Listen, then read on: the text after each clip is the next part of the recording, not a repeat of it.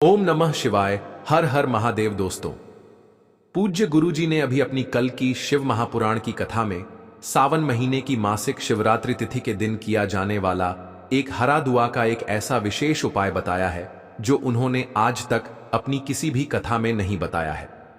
दोस्तों, जैसा कि आप सभी लोग जानते हैं कि 23 जुलाई 2025 यानी बुधवार को पड़ रही है सावन महीने की मासिक शिवरात्रि तिथि। और दोस्तों, यह वह तिथि है जो सावन महीने में पड़ने वाली सबसे बड़ी और सावन महीने की मासिक शिवरात्रि तिथि है, क्योंकि यह बुधवार के दिन पड़ रही है और हमारे हिंदू धर्म में इसका बहुत ही बड़ा और विशेष महत्व होता है। पूज्य गुरुजी ने कहा है कि अगर कभी भी मौका लग जाए और सावन महीने की मासिक शिवरात्रि तिथि बुधवार को पड़ जाए तो आप लोगों को सिर्फ और सिर्फ एक दूरवा वाला उपाय तो अवश्य ही करना चाहिए, क्योंकि इन दोनों तिथियों का संयोग बहुत ही कम आता है।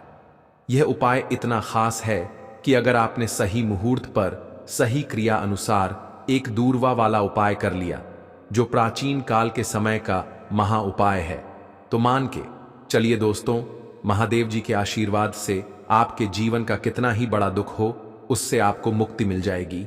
आपकी कोई भी मनोकामना हो, मान लीजिए आप नौकरी की तैयारी कर रहे थे तो आपकी नौकरी लग जाएगी, आपके जीवन में धन आना शुरू हो जाएगा, आपके जीवन में धन आने के नए नए रास्ते खुल जाएंगे और मान के चलिए दोस्तों, फिर आपको किसी भी प्रकार की परेशानी का सामना नहीं करना पड़ेगा।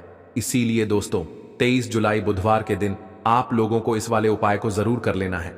भले ही आपने पूरे साल भर इस उपाय को ना किया हो, पर अगर आपने इस सावन महीने में पड़ने वाली मासिक शिवरात्रि तिथि के दिन अगर इस वाले उपाय को कर लिया तो आपको इस उपाय को करने का वह फल मिलेगा जिसकी आपने कभी कल्पना भी नहीं करी हो। इसीलिए आप लोग इस एक दूरवा वाले उपाय को एक बार जरूर कर लेना, ताकि आप लोगों के हाथ से यह मौका ना जा सके और आपको इस उपाय को करने का फल मिल सके।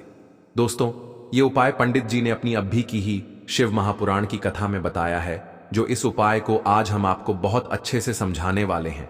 इस वीडियो को देखने के बाद इस उपाय को समझने के लिए आपको कोई और वीडियो को देखने की जरूरत नहीं पड़ेगी।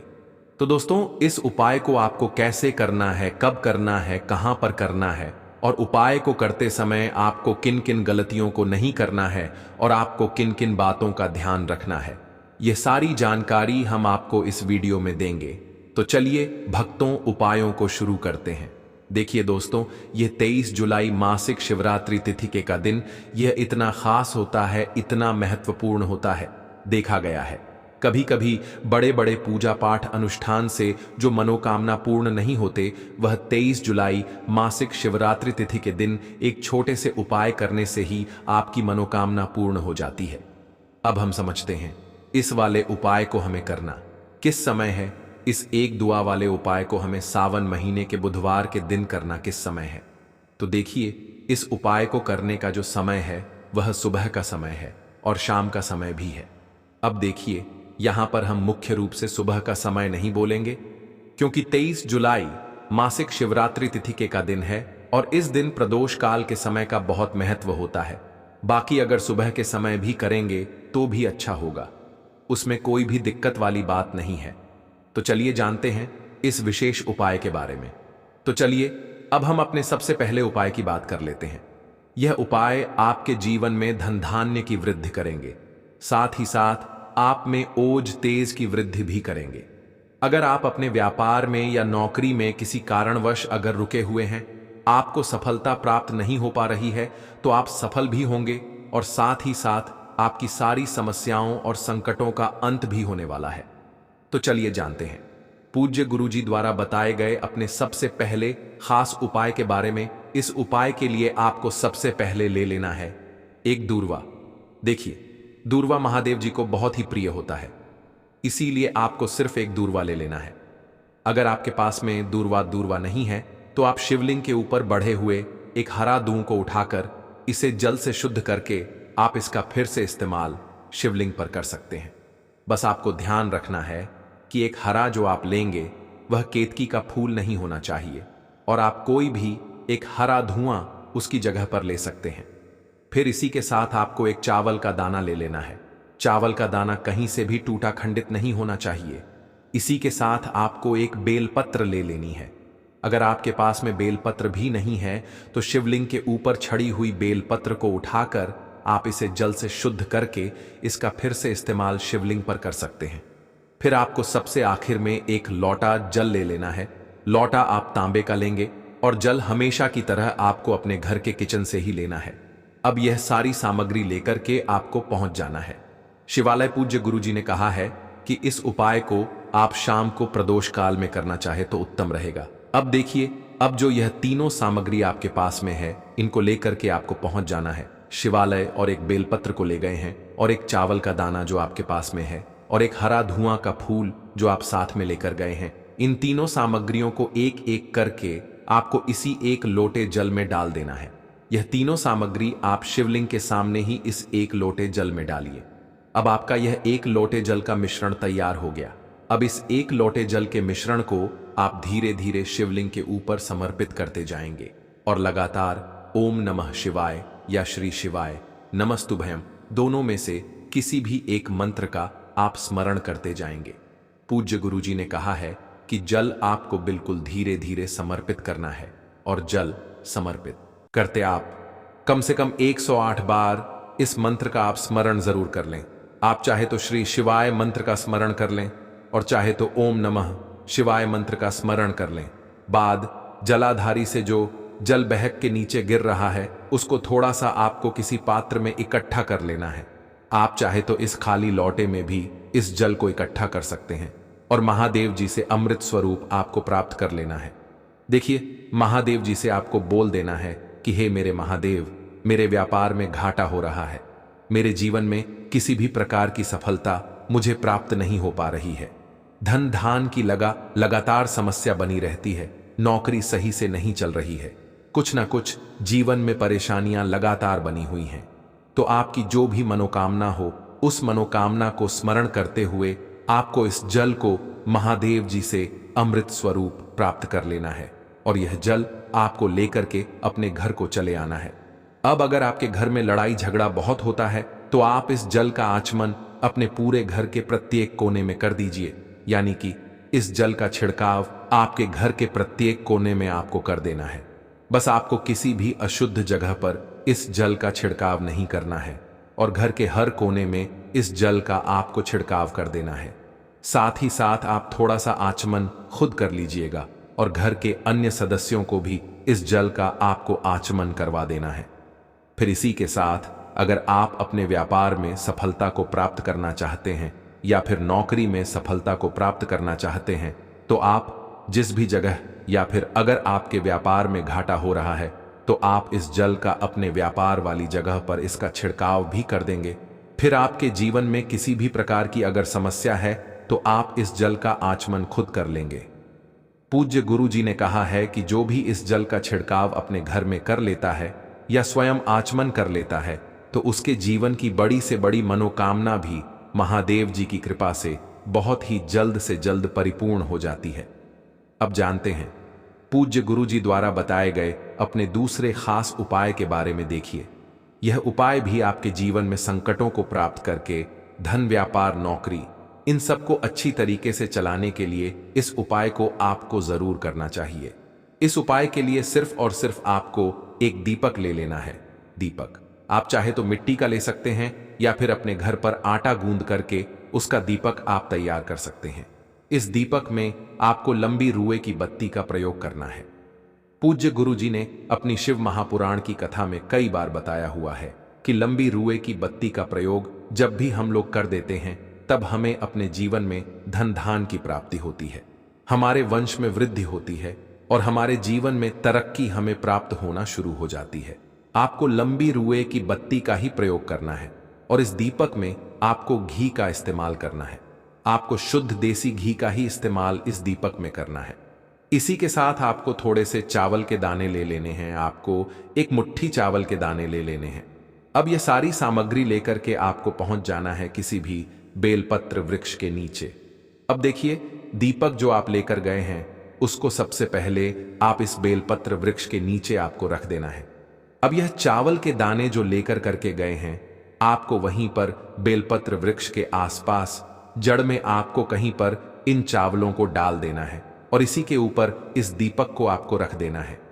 दीपक की बत्ती का जो मुख होगा वह उत्तर दिशा की तरफ होगा और उत्तर दिशा की तरफ रखते हुए आप इस दीपक को वहीं पर प्रज्वलित कर देंगे और फिर वहीं बेलपत्र वृक्ष के नीचे बैठकर कम से कम आपको 108 बार ओम नमः शिवाय या श्री शिवाय नमस्तुभयम दोनों में से किसी भी एक मंत्र का आपको स्मरण कर लेना है और आपके जीवन में चल रही धन की समस्या या व्यापार की समस्या को दूर करने के लिए आपको महादेव जी से प्रार्थना कर लेनी है।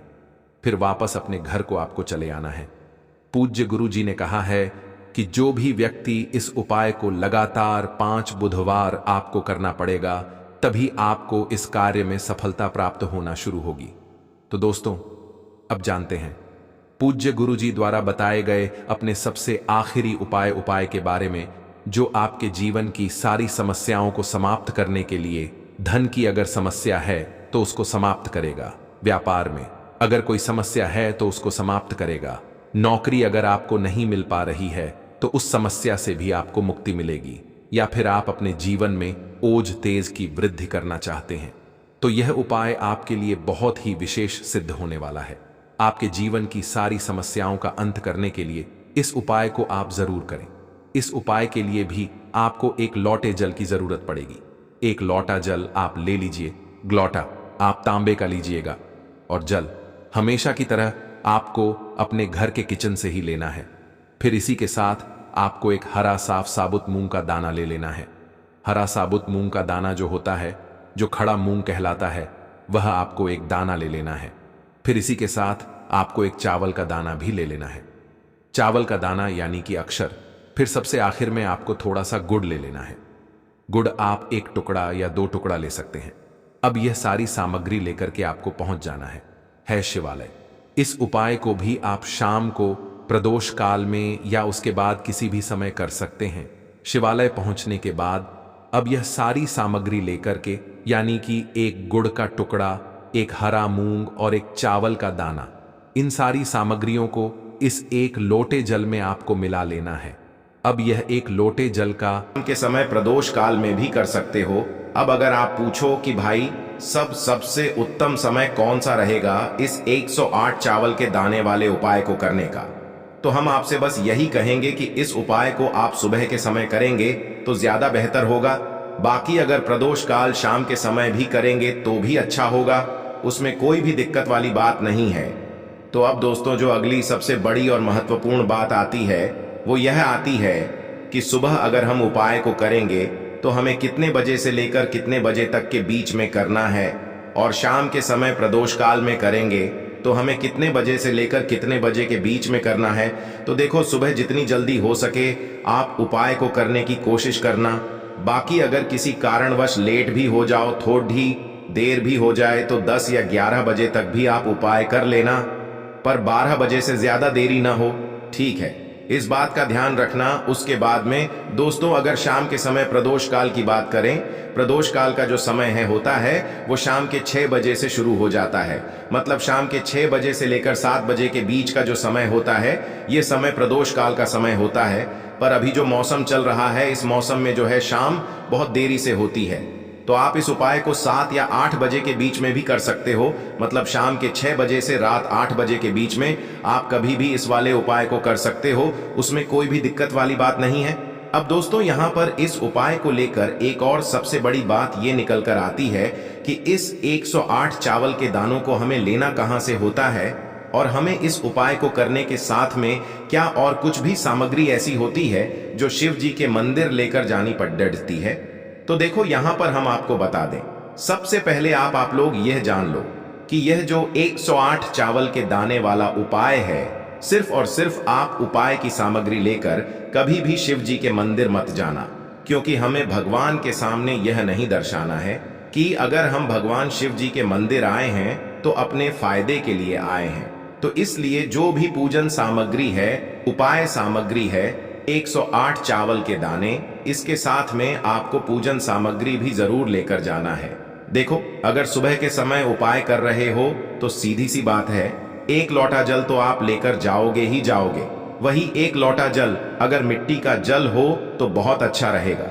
मिट्टी का जल कैसे बनाया जाता है, इसके लिए हमने पहले से बहुत सारी वीडियोस बना दी है। आपके पास इस दिन एक आखिरी मौका रहेगा मिट्टी का जल शिव जी पर चढ़ाने का और उपाय को करने का। बहुत बड़ा आपको इस दिन फल मिलेगा। तो इसलिए इस दिन हो सके तो भाई मिट्टी का जल चढ़ाना तो अपने साथ में कम से कम 1 लोटा जल तो आपको लेकर जाना ही जाना है। अगर मिट्टी का जल नहीं है तो घर का जल भी आप इस्तेमाल कर सकते हो। इसके अलावा जो भी पूजन सामग्री है, देखो 108 चावल के दाने ये अलग आपके रहेंगे और जो आपकी पूजन सामग्री रहेगी वो अलग रहेगी। पूजन सामग्री में आप जो भी चीज लेकर जाना चाहे वो लेकर जा सकते हैं, उसमें कोई भी दिक्कत वाली बात नहीं है। वहीं अगर हम बात करें शाम के समय की, तो शाम के समय शिव जी पर जल नहीं चढ़ता है, इसीलिए शाम के समय आप लोग एक दीपक तैयार कर लें जो कि गोलबत्ती का आटे का शुद्ध देसी गाय का घी का होगा, है ना। इस बात का आप लोगों को ध्यान रखना है और इस दीपक को आपको घर से जलाकर नहीं लेकर जाना है, भगवान शिव जी के मंदिर में जाकर ही जलाना है। इस बात का भी आप लोगों को ध्यान रखना है। अब दोस्तों, यहाँ पर हमें इस बात को समझना है कि यह 108 चावल के दाने हमें लेना कहाँ से है। क्या हमें दुकान से लेकर आना है या हमें अपने घर से लेना है या कहाँ से लेकर आना है और कौन से चावल लेना है, क्योंकि चावल भी बहुत प्रकार के होते हैं। तो देखो, इन सभी सवालों के जवाब आप लोग एक बात में सुन लो कि भाई ये जो उपाय है, इस उपाय में आपको ये नहीं देखना है कि भाई कौन से चावल है कौन से चावल नहीं है। बस जो भी चावल ले रहे हो वो चावल का दाना सबूत होना चाहिए, मतलब साबुत होना चाहिए, टूटा हुआ नहीं होना चाहिए, कटा पिटा नहीं होना चाहिए। ये बात आपको ध्यान रखना है। बाकी आपका चावल बासमती हो या सादा चावल हो या कोई सा भी चावल हो, उसमें कोई भी दिक्कत वाली बात नहीं है। तो सीधी सी बात है कि आपके घर के रसोई घर में जहां पर आप भोजन बनाते हो, वहां पर जो भी चावल आपके उपस्थित हो, उन चावलों में से अपनी 1 कटोरी भर लेना या 1 मुट्ठी चावल अलग से निकाल कर रख लेना, क्योंकि हम 108 चावल ही यहाँ पर इस उपाय में लेने वाले हैं, तो हमें यह चावल के दाने गिनकर निकालने पड़ेंगे। इस बात का आप लोगों को ध्यान रखना है। तो अपने उस चावल की कटोरी में से या चावल में से 108 ऐसे चावल के दाने आप लोग निकाल लो जो कि टूटे हुए न हो, कटे पिटे न हो, जिनमें कोई दाग न लगा हुआ हो, है ना। अच्छे साबुत चावल के दाने 108 दाने आप लोग निकाल कर रख लो और इन्हें किसी भी एक कागज की पुड़िया में या किसी एक छोटी सी कटोरी में आप लोग रख लो, ताकि यह सुरक्षित रहे, आपके एक भी चावल का दाना इधर उधर न हो और आपका उपाय भी पूरा अच्छे से हो जाए। तो भाई जैसे ही आपका उपाय की जो सामग्री है 108 चावल के दाने ये तैयार हो जाते हैं, उसके बाद मैं आपको जो भी अपनी पूजन सामग्री है, सुबह के समय कर रहे हो तो 1 लोटा जल या पूजन सामग्री जो लेकर जाना चाहो उसकी भी तैयारी कर लेना, और शाम के समय जा रहे हो तो भाई अपना जो दीपक है उसे तैयार कर लेना, ठीक है। और उपाय को करते समय शुद्धता का विशेष रूप से ध्यान रखना, ठीक है। सुबह सुबह स्नान करने के बाद ही उपाय को करने की आप लोग तैयारी करना। उसके बाद अगर शाम के समय की बात करें तो शाम के समय आपको स्नान करने की जरूरत नहीं है, पर शुद्धता का ध्यान रखना है।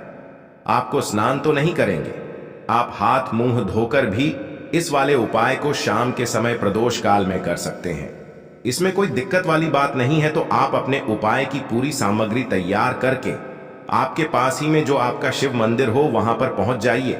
सबसे पहले शिव मंदिर में जाकर आप लोगों को उपाय नहीं करना है, पहले भगवान के दर्शन करना है, भगवान से आशीर्वाद प्राप्त करना है। फिर शिव जी की शिवलिंग के पास में आना है।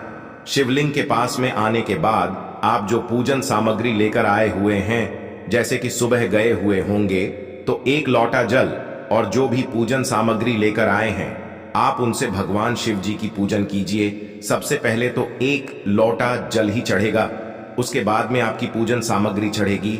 उसके बाद में अगर दोस्तों शाम के समय अगर आप इस उपाय को कर रहे हो तो अपने साथ में कम से कम 1 जो दीपक है गोल बाती का जो आप अपने साथ में लेकर गए हो, उस दीपक को मंदिर में जाकर अपनी माचिस से जलाना है और उस दीपक को शिवलिंग के पास में रखना है, ठीक है। इस दीपक को रखने के बाद ही आप लोगों को अपना ये वाला उपाय शुरू करना है और दीपक को ज्यादा पास में मत रखना। वैसे भी गर्मी पड़ रही है, भगवान शिव जी को आंच नहीं लगनी चाहिए, है ना।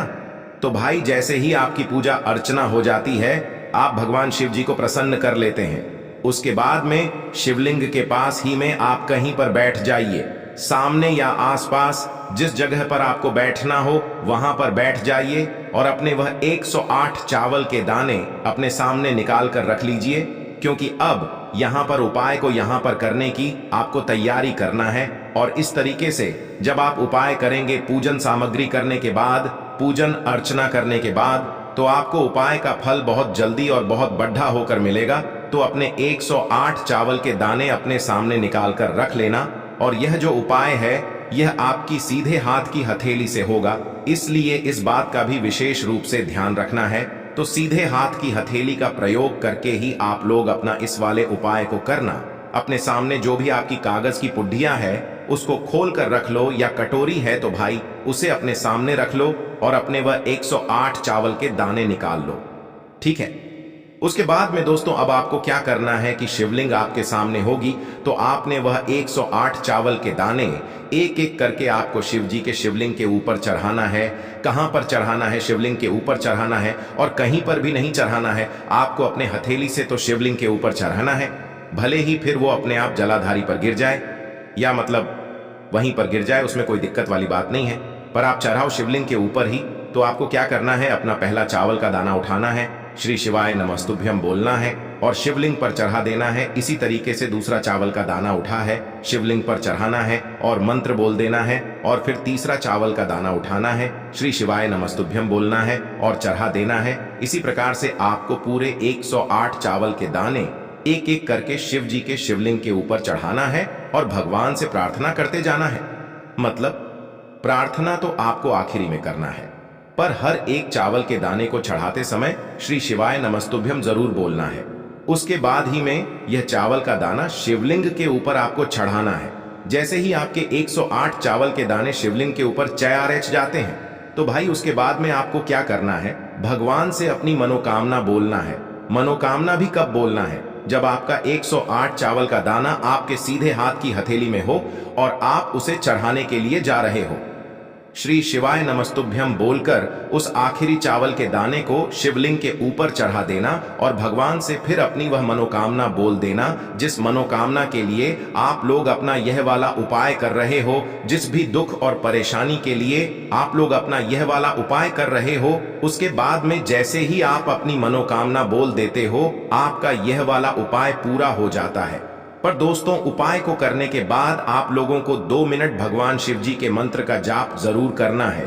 और मंत्र का जाप करने के बाद भगवान से एक और बार प्रार्थना करना है अपनी मनोकामना के लिए, या अपनी जो भी दुख और परेशानी है उसके लिए। इसके बाद में आप लोग भगवान को देखकर भगवान से प्रार्थना करके उनसे आशीर्वाद लेकर वहां से उठ सकते हैं और अपने घर पर जा सकते हैं। बस दोस्तों यहाँ पर यह वाला उपाय पूरा हो जाता है। इस तरीके से जो भी व्यक्ति छोटी छोटी चीजों का ध्यान रखते हुए इस 108 चावल के दाने वाले उपाय को करेगा, निश्चित सी बात है उसे उसकी मनोकामना जल्द ही पूर्ण होगी और जो भी दुख और परेशानी है वो भी बहुत ही जल्दी दूर होंगे। और दोस्तों अगर आपको हमारी ये वीडियो पसंद आई हो तो हमारे इस वीडियो को लाइक और चैनल को सब्सक्राइब जरूर करें। हर हर महादेव, ओम नमः शिवाय। के लिए आपको लेना है 11 चावल के दाने। गुरुजी ने कहा है चावल के दाने खंडित नहीं लेने हैं, बिल्कुल साबुत होने चाहिए। उसके साथ में आपको लेना है एक बेलपत्र। बेलपत्र का भी एक नियम है, अगर आपके पास बेलपत्र नहीं है तो आप शिवलिंग से उठाकर उसको पुनः शुद्ध जल से धोकर इस्तेमाल कर सकते हैं। इस प्रकार आपको बेलपत्र लेना है। इसके बाद आपको एक लोटा जल लेना है।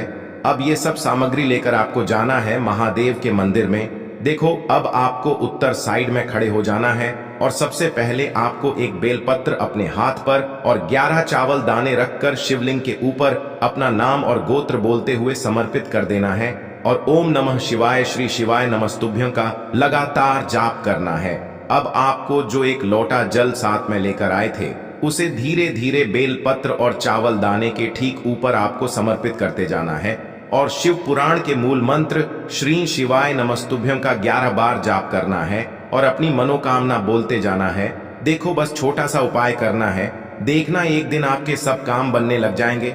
गुरुजी का बहुत ही विशेष उपाय है।